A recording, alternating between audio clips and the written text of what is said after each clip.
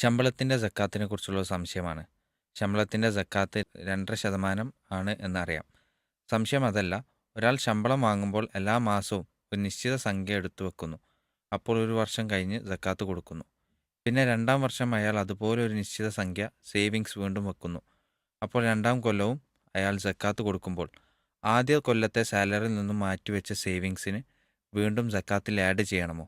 ആദ്യ വർഷം ശമ്പളത്തിൻ്റെ സക്കാത്ത് കൊടുത്തപ്പോൾ ആ മാറ്റിവെച്ച സംഖ്യ സക്കാത്ത് കൊടുത്തതാണ്. രണ്ടാം കൊല്ലം വീണ്ടും ആ സംഖ്യക്ക് സക്കാത്ത് കൊടുക്കണോ?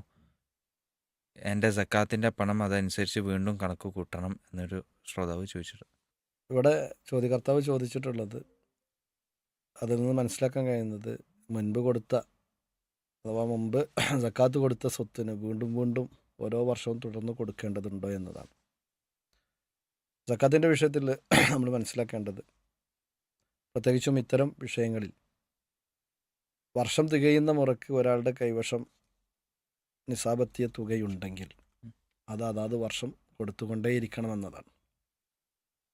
കാരണം നിസാബെത്തിയ തുക എന്നതുകൊണ്ട് ഉദ്ദേശിക്കുന്നത് 595 ഗ്രാം വെള്ളി വാങ്ങാൻ ആവശ്യമായ പണം ഒരു വർഷമായി തൻ്റെ കൈവശമുണ്ട് എങ്കിൽ അദ്ദേഹം സമ്പന്നനാണ്. അതിൻ്റെ 2.5% അവകാശം ആ നാട്ടിലെ സക്കാത്തിൻ്റെ അർഹരായ ജനങ്ങളാണ്. അദ്ദേഹം അങ്ങനെ കൊടുത്തു കഴിഞ്ഞ് പിന്നീട് അടുത്ത വർഷം വീണ്ടും അദ്ദേഹത്തിൻ്റെ കയ്യിലുള്ള ആ സേവിങ്സിൽ പഴയതും ഉൾപ്പെടുമെന്നുള്ളതാണ്. അതായത് ഇന്ന വർഷത്തെ ഞാൻ കൊടുത്തിട്ടുണ്ടെങ്കിൽ അത് മാറ്റി വെക്കാം, അടുത്ത വർഷത്തത് അത് വേറെ പുതിയ സംഖ്യയാണ്, അതിന് മാത്രമാണ് എന്നുള്ള രീതി അല്ല. അങ്ങനെ ഒരു പ്രത്യേകത ഈ വിഷയവുമായി ബന്ധപ്പെട്ട് സക്കാത്തിനെ വിശദീകരിക്കുന്നിടത്ത് പണ്ഡിതന്മാർ പറയുന്നത് കാണാൻ സാധിക്കുന്നില്ല. ചില ആളുകളുടെ ഇടയിൽ ഒറ്റപ്പെട്ട നിലക്കുള്ള അങ്ങനത്തെ അഭിപ്രായങ്ങൾ കാണാം. ജീവിതത്തിൽ ഒരിക്കൽ ഒരു മുതലിന് സക്കാത്ത് കൊടുത്തു കഴിഞ്ഞാൽ പിന്നീട് അതിന് ഒരിക്കലും തന്നെ സക്കാത്ത് കൊടുക്കേണ്ടതില്ല എന്ന അഭിപ്രായമുള്ള ചില വ്യക്തികളെ കാണാൻ കഴിയും. പക്ഷെ അതിന് പ്രമാണബദ്ധമായ തെളിവുകളില്ല എന്നതാണ് മനസ്സിലാക്കേണ്ടത്. കാരണം നമ്മുടെ കണക്കെടുപ്പ് എന്ന് പറയുന്നത് ഇസ്ലാമിലെ ഒരു വിശ്വാസിയുടെ സ്വത്തുമായി ബന്ധപ്പെട്ട കണക്കെടുപ്പ് എല്ലാ സമയത്തും അയാൾ നടത്തിക്കൊണ്ടിരിക്കേണ്ടതാണ്.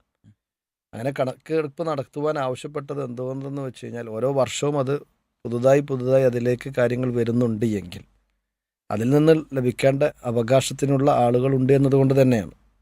അള്ളാഹു സുബ്ഹാനഹു വ തആലയുടെ അനുഗ്രഹം ഒന്നുകൊണ്ട് മാത്രമാണ് ആ ധനം നമ്മുടെ സേവിങ്സിൽ അങ്ങനെ തന്നെ നിന്നത്. അതുകൊണ്ട് തന്നെ റബ്ബിനുള്ള ശുക്രി എന്നതിൻ്റെ ഭാഗമായിക്കൊണ്ട് അള്ളാഹു പറഞ്ഞ നിലക്ക് തന്നെ അതിനെ എല്ലാ വർഷവും നമ്മൾ കൊടുക്കണം.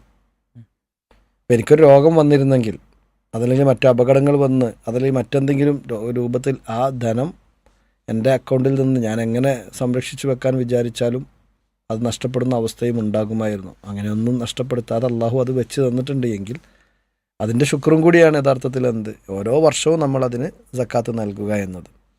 പലപ്പോഴും ഈ ചിന്ത വരാനുള്ള 1-2 കാരണങ്ങൾ, ഒന്ന് സക്കാത്ത് നൽകി കഴിഞ്ഞാൽ അതിന് പ്രതിഫലം ലഭിക്കുകയില്ല എന്നൊരു തോന്നലാണ്. കൊടുത്തിട്ടില്ലെങ്കിൽ ശിക്ഷ ലഭിക്കും, അപ്പോൾ ഇത് നഷ്ടമാണെന്ന് വിചാരിച്ചിട്ടാണ്. നമ്മൾ മനസ്സിലാക്കേണ്ടത്, സക്കാത്ത് എന്ന് പറഞ്ഞാൽ വലിയ പ്രതിഫലമുള്ള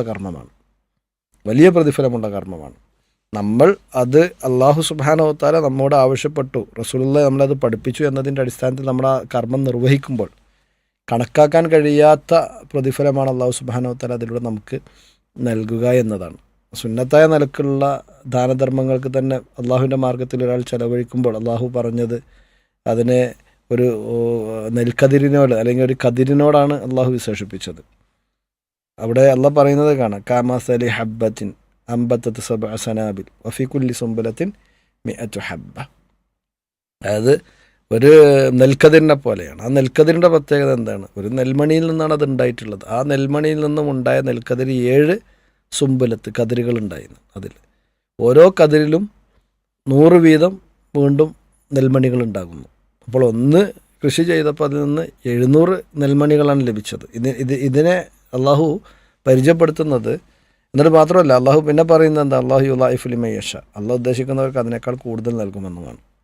അപ്പോൾ ഇത് അള്ളാഹുവിൻ്റെ മാർഗത്തിൽ ചെലവഴിക്കുന്ന ധനം ചെലവഴിക്കുന്ന ആളുകളുടെ അവരെ ഉപമിക്കുമ്പോൾ അത് ഫർളായ നിലക്കുള്ള ചെലവഴിക്കൽ മാത്രമല്ല, അത് സുന്നത്തായ നിലക്കുള്ള ചെലവഴിക്കലിനെ കുറിച്ചാണ് ആ പറഞ്ഞത്.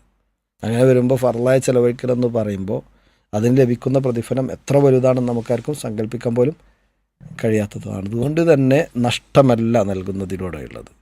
നൽകാതിരുന്നു കഴിഞ്ഞാൽ സ്വാഭാവികമായിട്ടും അതിന് ശിക്ഷ ലഭിക്കുമെന്നത് തന്നെയാണ്. അപ്പോൾ അതുകൊണ്ട് തന്നെ ആ രംഗത്ത് പ്രമാണബദ്ധമായി കൊണ്ട് കാര്യങ്ങൾ മനസ്സിലാക്കുമ്പോൾ അതിൽ നിന്ന് മനസ്സിലാകുന്നത് സൂക്ഷ്മമായ നിലപാട് എന്നുള്ളത് ഓരോ വർഷവും നമ്മൾ നമ്മുടെ കയ്യിലുള്ള മൊത്തം സേവിങ്സിൻ്റെ 2.5% അത് നൽകിക്കൊണ്ടിരിക്കുക എന്നതാണ്.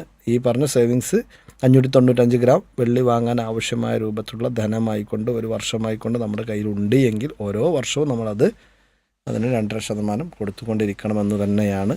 അല്ലാഹു അഅലം.